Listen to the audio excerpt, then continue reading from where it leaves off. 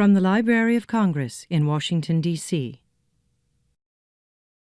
Good afternoon. My name is Tim Carmen, and I'm a food writer with the Washington Post and the $20 Diner. Thanks for that lone clap. If you're wondering how a food writer got to introduce Barry, well, that's a question that I'd wondered too. But it is actually synchronicity. I don't think the organizers had a plan. I love baseball. I grew up playing baseball, and like Barry, I played in high school. We both claim we were terrible, but I suspect Barry claims it in a way that only someone that covers professionals claims that they're terrible, because he covers the best every day. For those who don't know a little bit about Barry, he grew up outside of the Boston area, was a Red Sox fan, but he says he's grown out of it. He covered the Nats from the beginning, from the seasons of 2005 to 2008, then covered the Redskins. He was a GA features writer for a while, covering golf along the way. He's covered 6 Olympics. That's pretty impressive. He is, by Tony Kornheiser's own admission, one of the best sports writers in the country. And I know you're all here because of the book, The Grind, which if you haven't read it yet, please pick it up. It's a really good read. And I think what, for me, is interesting about it is, I mean, the term itself, The Grind, it represents what is a long, ugly baseball season. And it's 162 games. And that seems, you know, for those of us who have like real jobs, 162 days a year of working, that doesn't seem like too much, but it's a grind on your body, it's a grind on your mind, and you're criticized every which way for not doing your job. And Barry uses a metaphor that I really like. It's like baseball's version of Groundhog Day. You do the same thing every day, and you have to find a way to make it new and real and interesting and important for yourself. And Barry will talk more about it, but let me introduce him. Post-sports writer, Barry Svrluga.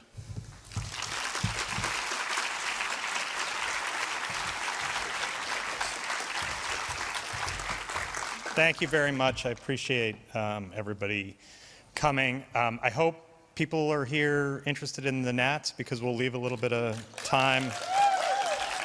Very hopeful people here interested in the Nats, and maybe after last night, that hope isn't misplaced. Yeah, exactly. So we'll leave some time for questions, and we can talk about the book, but we can talk about past teams, this team, whatever you're interested in.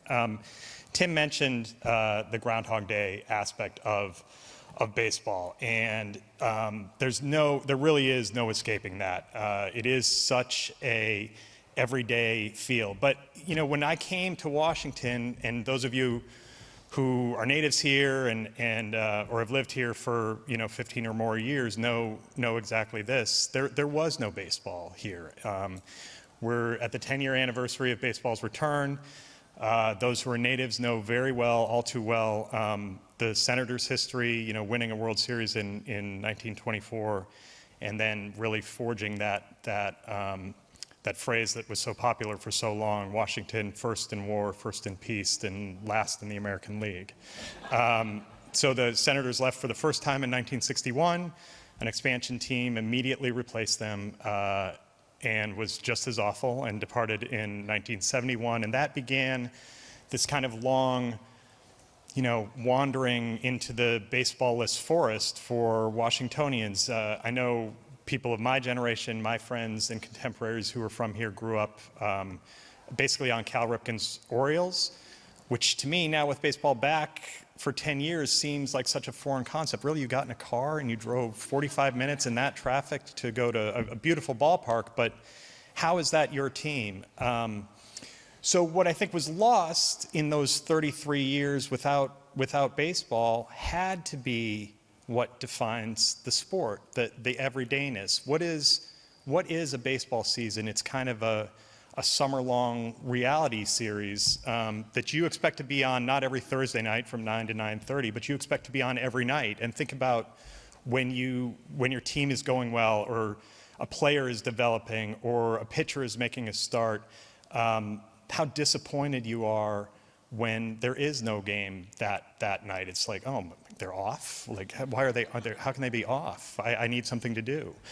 And really what you're thinking about is that 3-hour window, or if you go to the game, the 5-hour window where you're getting your hot dog and your Coke or beer beforehand, and you know, that experience, or you're just plopping down on the couch at 7:05 or you know, picking it up in midstream and watching the last five or six innings. That's what we think about. You click off at 10, you're happy, you're not happy, you're despondent, you have some sort of emotion. Last night, maybe you went to bed happy if you were a fan of a certain team.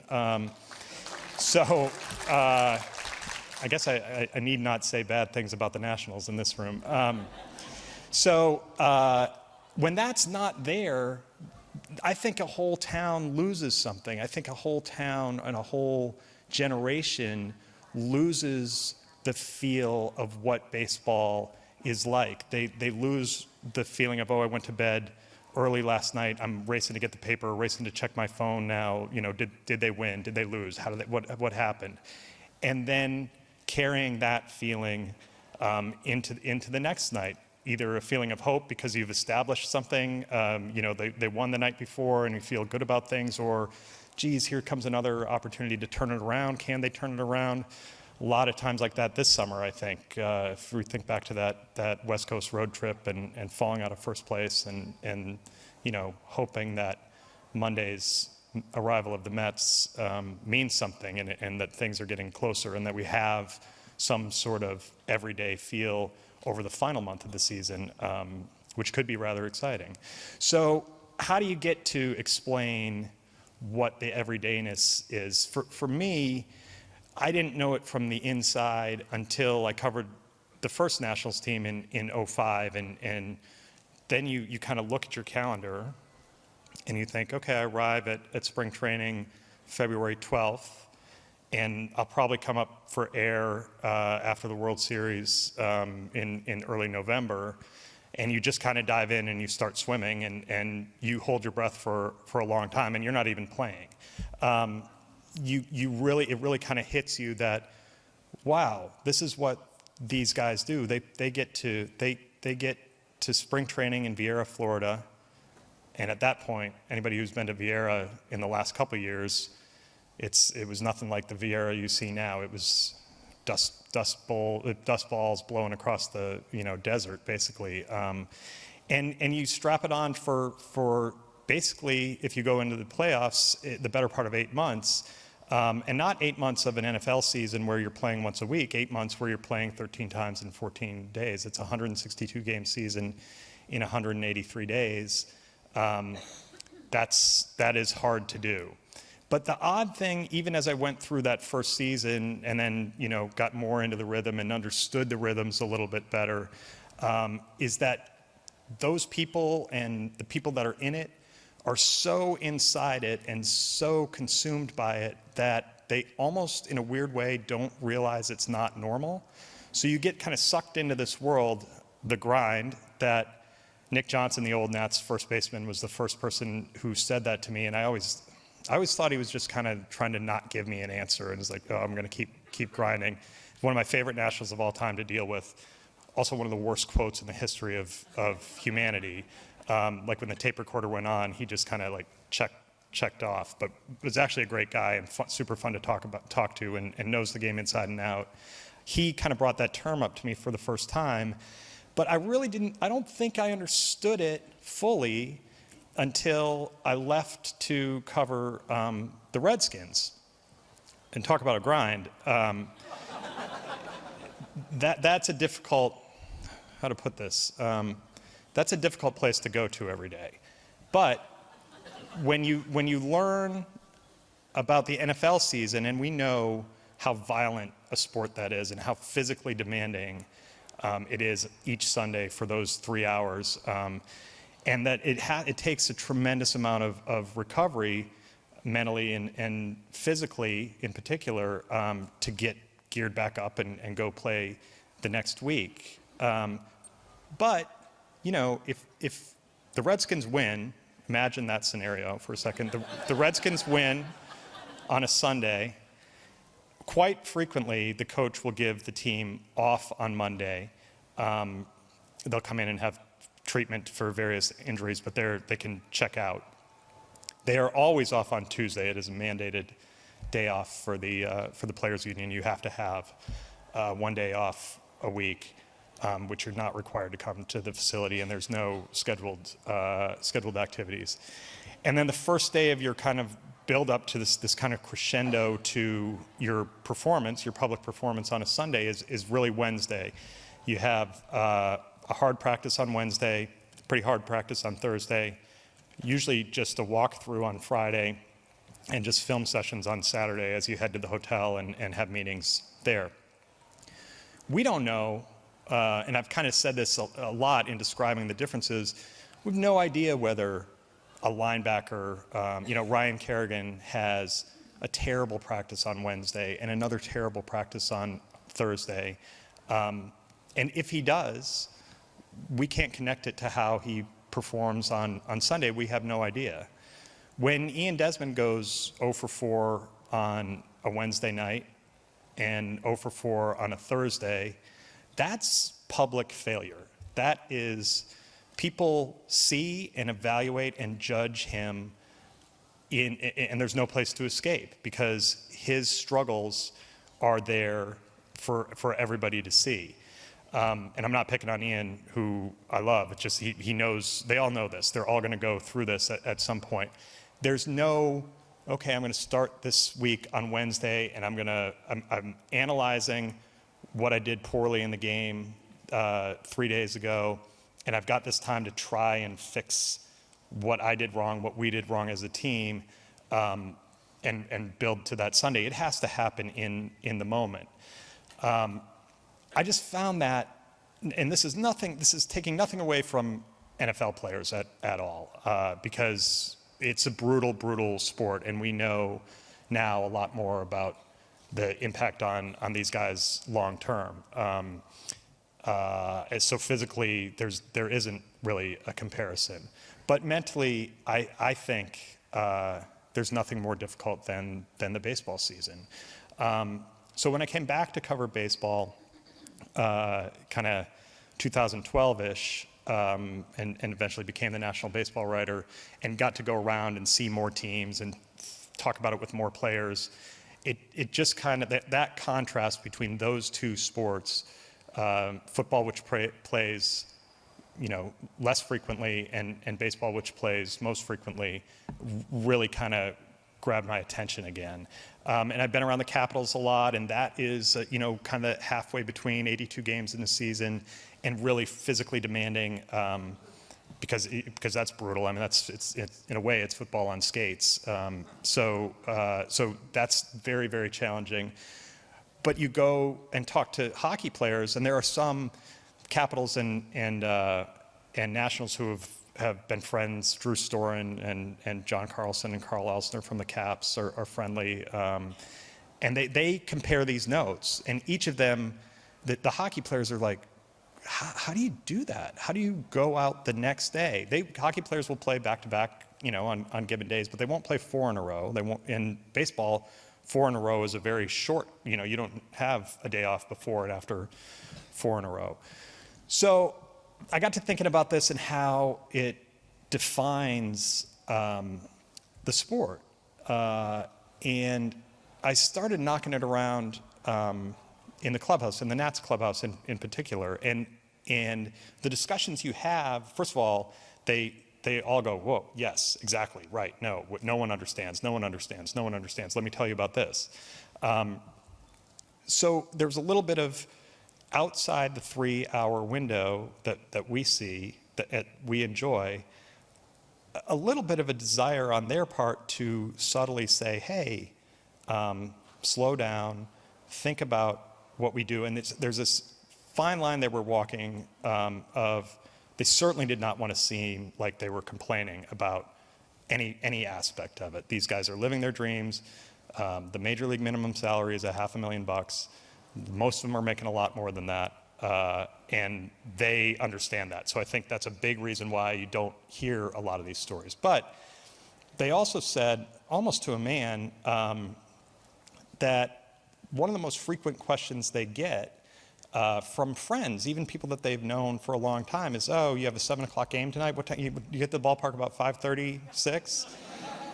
And they kind of sigh and go, no, I get there at 1, and then I look at some video, and so they have this whole day. And there's downtime. Yes, they're playing video games or cards, and that's kind of part of it. That's part of being a team, is a little bit of that downtime. But if you watch the movements in a clubhouse, and this is another thing that people don't get to see, there are guys playing that video game and checking their watch, and they have their whole routine that Ryan Zimmerman just said this to me earlier this season. I wish he had said it last season.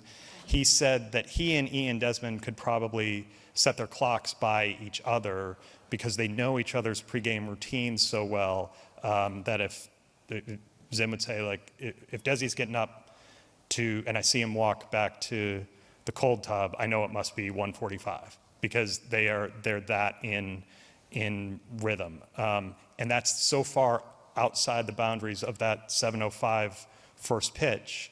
But at some level, they believe that all of that time building up affects how they perform when that first pitch comes. So all of that is kind of, the town doesn't feel that part of it. But I thought it would be interesting to kind of, let's try to outline how that impacts their lives. So that's the player, right? Then you have more discussions, and again, I went to Ian Desmond last spring when I was thinking about this, and he said, yeah, and he immediately brought his family into it, and said, well, I mean, here's something that I bet you people don't know. My wife, they at the time had 2 young kids, 3 and 18 months, I think, at the time, with another on the way. She spends all of spring training changing the kids' schedules from what they considered to be an off-season schedule, what we would consider to be a normal schedule. Kids get up at 7 or 8 in the morning, they go to bed at 7:30 or 8:30 at night, and that's kind of their day. She spends spring training shifting that in half-hour increments so that they're going to bed at 8:30, then 9, then 9:30, then 10, then all to get ready for the season, because she wanted to make sure that their family had time together. And if their family was going to have time together with a baseball schedule, it wasn't going to be a 6 o'clock dinner when Dad gets home from work. Dad gets home from work at 11:30 or midnight. So if the kids were going to be up, they had to have a completely different schedule than what we would consider normal. So Ian told me that story, and I filed it away. And when the season started, I came back to him and said, remember when you told me that? Well, now your wife has to be part of a book.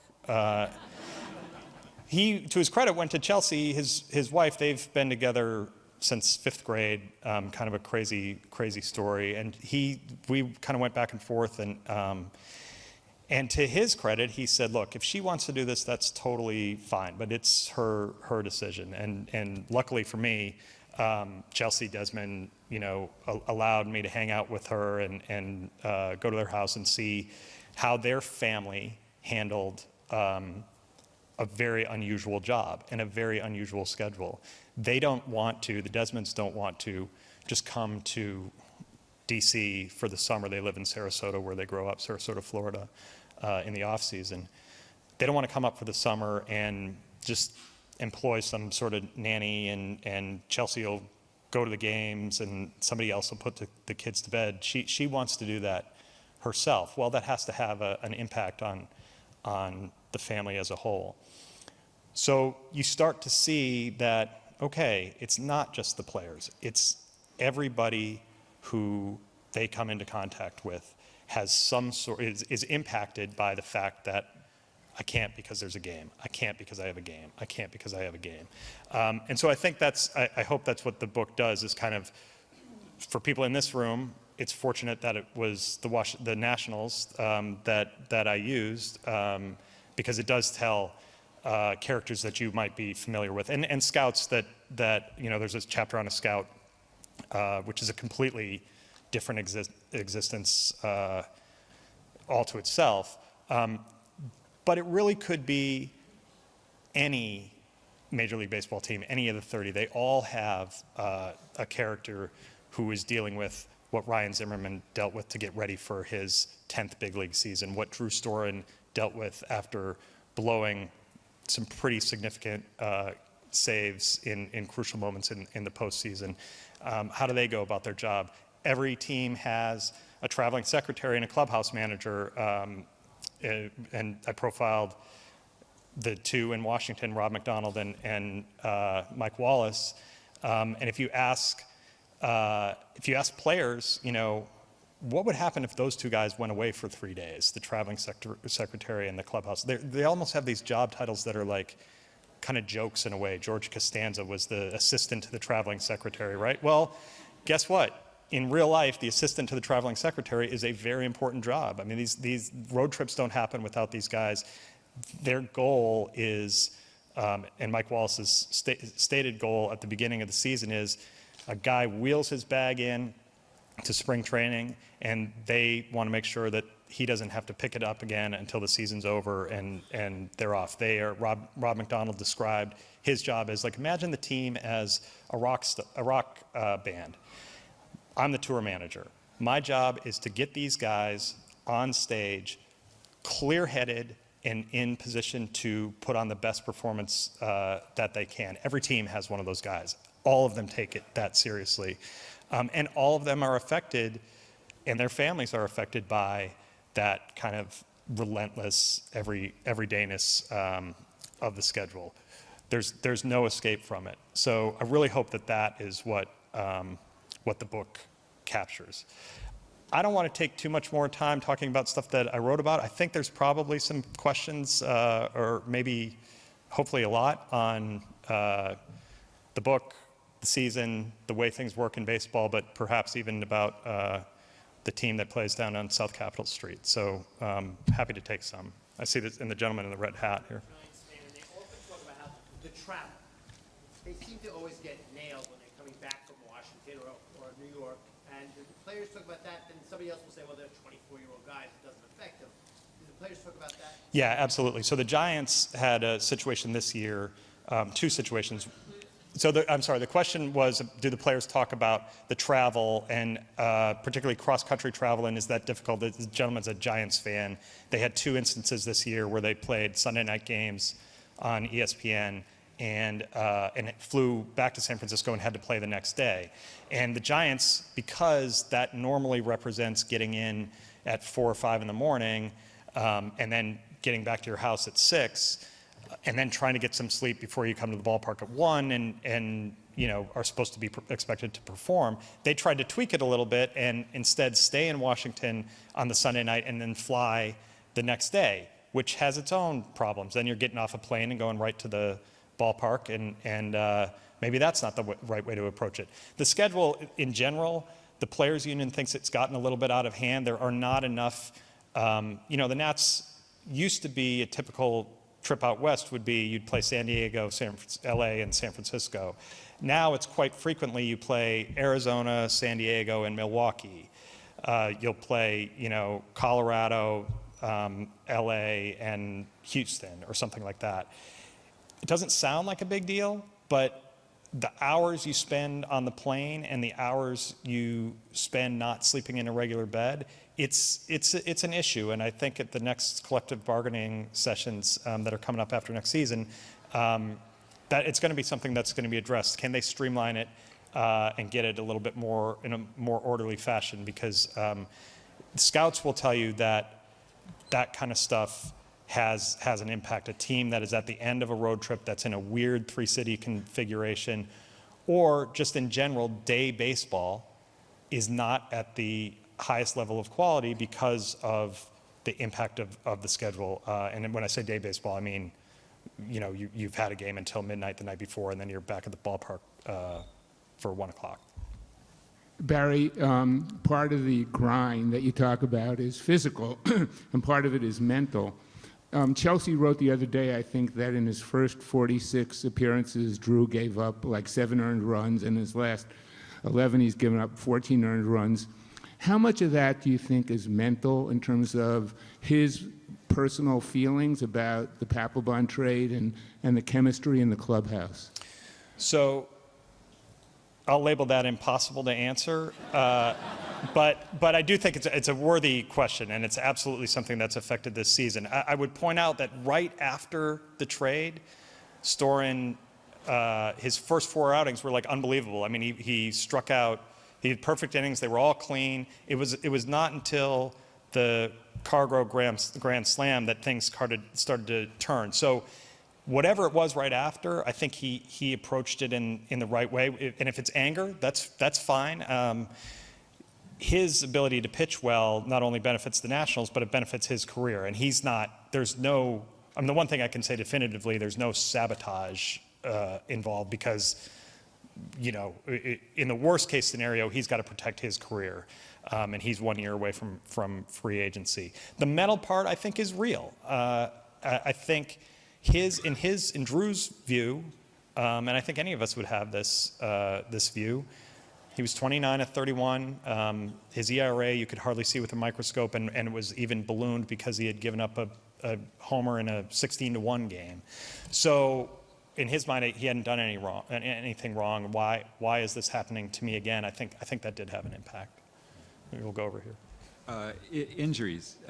It's been particularly crazy this year, but it seems like, I feel like it's been happening a lot more, not just to the Nationals, but to any team of late. And I'm just wondering, what do you think is behind that? Is it that we're more sensitive to them, so we take people out when we wouldn't have 10, 20 years ago, or is it like everyone's trying so much harder because they're getting paid so much money, or what? Yeah, or is it not really true? I didn't sleep in a Holiday Inn last night, so I'm not quite equipped. But this is like a sports science thing that baseball is looking at. There's now study after study on Tommy John surgery, just and pitchers' arms, just to take one aspect of it, because they feel like it's an epidemic now, that it's so routine for these guys to blow out their elbow, have a ligament from another place in their body put into their elbow, and that's like normal course of business. So people are like,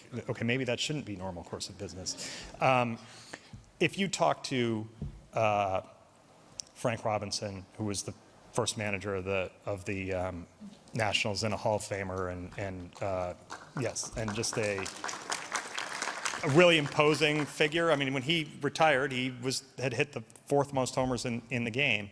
The old timer in him and his contemporaries are like, oh, these guys are, insert some sort of insult. And he would say, look, we had 4-man rotations, and we never heard about, blown out elbows, and just playing catch is the best way to strengthen your arm.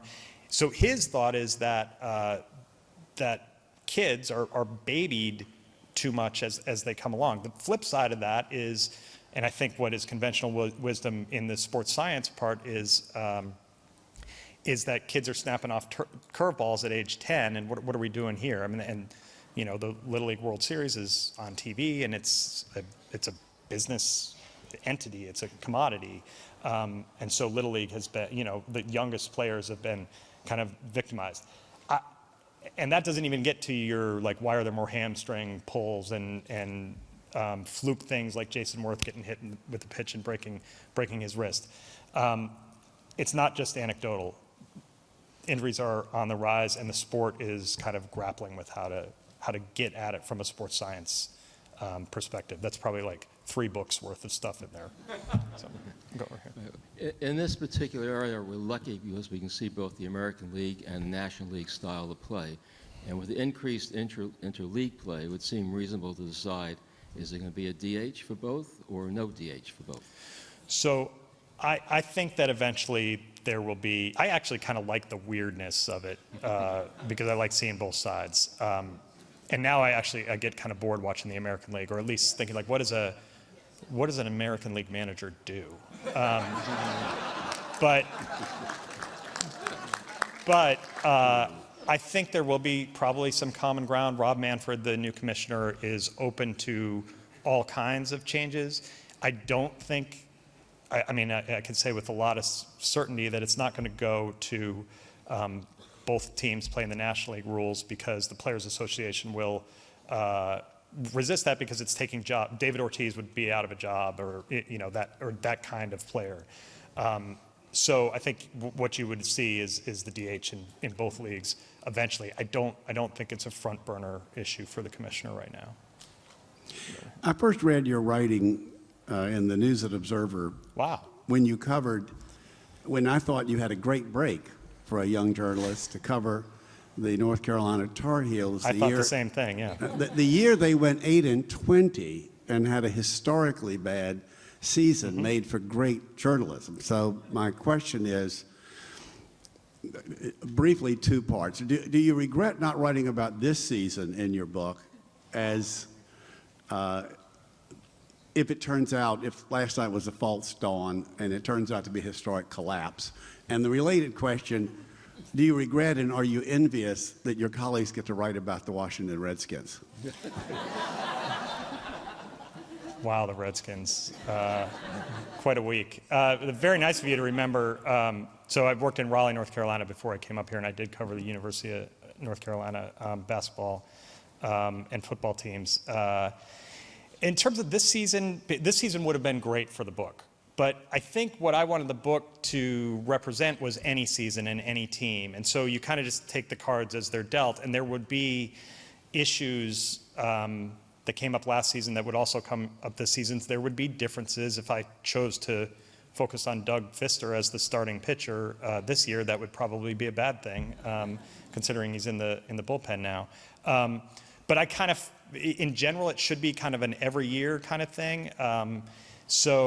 And there weren't, in the way it's set up, the chapter on Ryan Zimmerman is the first chapter. It doesn't take him through his whole season. It kind of gets him up to opening day, and then we kind of pick up things up chronologically. So I'm okay with it having been last season. And I mean, the flip side is they won 96 games and were the best team in the National League, and so there's kind of the joy part of it. I guess I didn't want the book to be depressing. The cover kind of looks depressing. So I'm fine with it being last season. The Redskins thing is the gift that keeps on giving if you're a sports writer. It is, but it's hard. I mean, there's a reason that Skins beat writers kind of cycle through in 3 or 4 or 5 year stints, because it's not always a fun environment to be around. I'll leave it at that.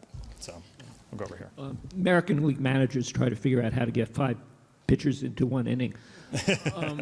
I wanted to ask you, we've spent the entire season reading about the impending free agency and the loss of, who they Zimmerman are. and Desmond. And Fister and now Span. How much of this, how does this affect Clubhouse? How does this affect relations among the players, knowing that, these guys are allegedly going to be gone? No, absolutely. It absolutely has an impact. It's something I'm going to be writing about coming up, so I don't want to tip my hand too much. I'm going to do something after the season. I've been talking to guys throughout the year under the condition that this not be published until later, to try to get them to open up. And there is some. I mean, it's real. Whatever. And even in that kind of condition, I'm never going to get Ian Desmond until maybe next spring to admit, look, my head just wasn't right for the first part of this year, because he's still in it. And they are, I mean, it's just impossible to, Jason Worth said to me, when things were going badly and I was trying to say, well, what's changed? He's like, look, I don't assess that now, because whatever happened the last 6 days doesn't change what I have to do today. And so until you tell me that I've been eliminated, that we've been eliminated, there's no time for kind of how is this affecting, the guys who do that generally winnow themselves out because they're too in their heads about that stuff. It is real, though. The free agency thing is real because, we're talking about not just the livelihood of, say, Ian Desmond and his family, but generations of Desmonds, because he turned down a 7-year, $107 million contract, really because he signed for 2 years and $17 million. What he needs to make in the offseason to offset that is 5 years for $90 million. He may get that. He may not. He's betting on himself. Max Scherzer bet on himself when he turned down a huge offer from the Tigers, and he won the bet. It's a lot of money to be betting, and when you're responsible for it, when it's not a game of craps or something, that can weigh on guys. So I hope to kind of figure that out a little bit more over the next month. I just wanted to say that I think in The Grind, you've written the book that I've been waiting to read ever since having read a wonderful book not long ago by John Feinstein called Where Nobody Knows Your Name. Right, the minor league version. Another whole kind of grind. And I guess part of the grind that feeds into the show players dealing with injuries and going back and forth are the ones that are just making it. So. Yes. So there's a chapter in the book about Tyler Moore, who last year was on that shuttle flight from Syracuse to Washington, and you talk about real pressures. Take away the 5 years and $90 million that Ian Desmond has to sign for to make up for what he turned down. When you're in the majors.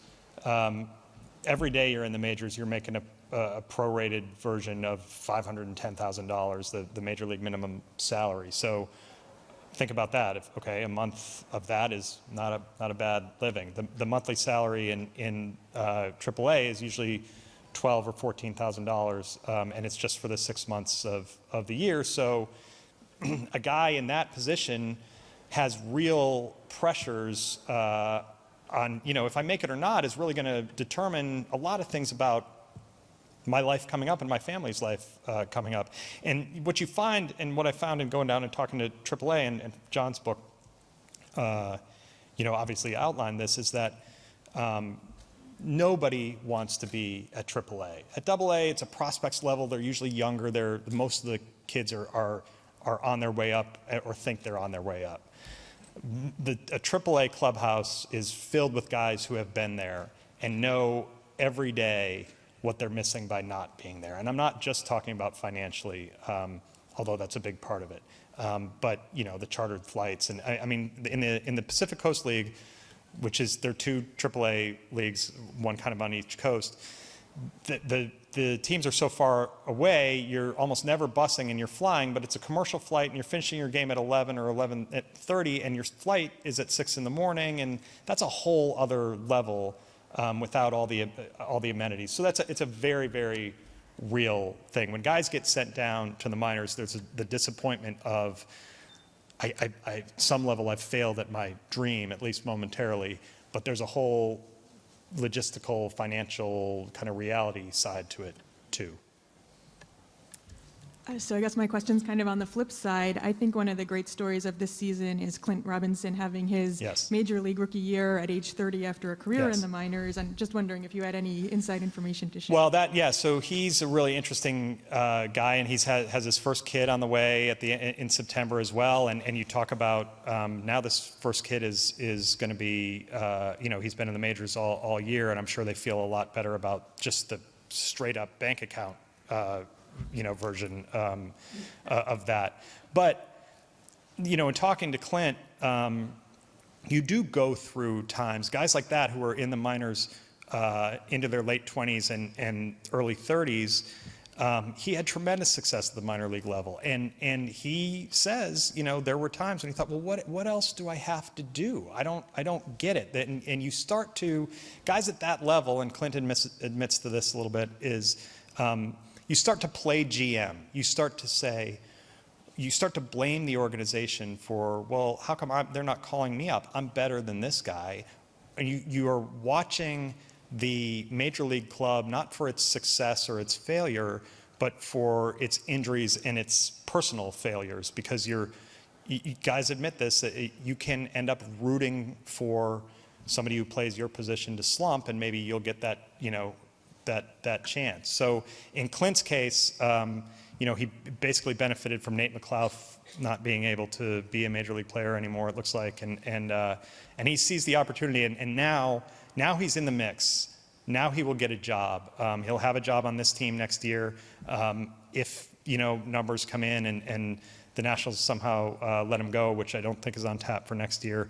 He's in the mix. He's a proven left-handed bat who can hit a homer if you need it.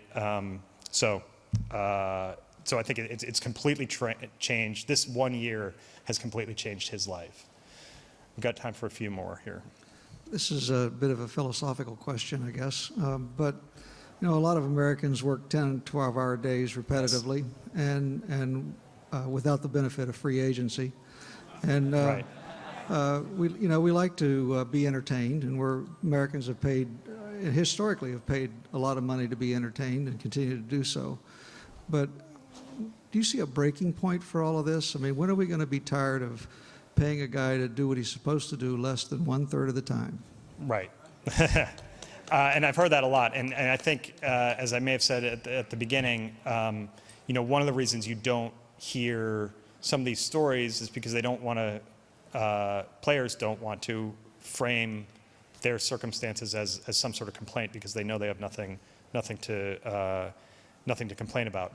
I think that there is a little bit of a breaking point in, oddly enough, if you juxtapose how expensive it is to take a family of 4 to a ball game with HD TV and how, oh wow, that's a pretty good picture, and I get to sit on my couch and I'm not squinting to see everything. You can't replicate the feeling of being at the game. But for a lot of people, that's a free experience that they get a lot of enjoyment out of, and they don't have to spend $200 on tickets and parking and cotton candy and all that stuff. Baseball is a $9 billion industry. The players are going to receive a lot of that money. Salaries aren't going to go down; they're going to go up. And to the extent that the fans, it's market based. You can't. They can't charge the prices they're charging at Nats Park now if only 5,000 people a night are showing up. But they're going to draw 2.8 million fans this year. People complain about the prices, but there's a segment of society that is paying them. So I don't think we're going to see a bottoming out of that part of it. Go over here. Yeah. You've covered different sports and talked to players of different sports. I'm wondering whether you think there are, based on your experience, personality differences among players of different sports that, other than physical. So all hockey players are from Canada, so they're super nice. And that actually is kind of true. I think there are some misnomers. I think people think that offensive linemen in the NFL are these big, stupid guys, and they're actually painting with a broad brush, quite intelligent and really think the game in a way that you would never, and think about things differently than you might expect. Baseball, you find a lot of guys who have never been to college, go right out of high school and have never known any of that kind of education after high school, and that kind of creates that can be a defining thing in a clubhouse. I haven't been around the NBA very much, but yes, there are kind of cultural differences, and also even there's a way a baseball player looks when he dresses that's different than a hockey player, or different. There are little. They have these little subcultures that are kind of. Maybe that's a good book, actually. And last one, I think. Yeah, I got a question about when a team wins or loses, because I'm a diehard Mets fan, and I live and die with every game. And they made such a fuss about Wilmer Flores crying when he was almost traded. Right. And if there's a bad loss like there was last night, I mean, I was screaming at the TV, ready to throw things. Do players take it like we do? So that basically defines the difference between players and fans. And I have tried with players and team officials and managers to explain, I understand that you can't throw things all the time, and you can't come in here and flip over a table the 70 times you lose a game, because if you do that 70 times and you go 92 and 70, you're having a great year and you're going to the playoffs. You have the luxury of going to bed and going to work the next day and kind of cleaning it out of your system. These guys can't clean it out of their systems. They have to show up the next day and put it behind them in their performance, not in their bat throwing or table tossing. So it kind of defines it in a way. Thanks for asking that one. I really appreciate everybody coming. Thanks so much. Great questions. And I'm signing downstairs, so thanks a lot. This has been a presentation of the Library of Congress. Visit us at loc.gov.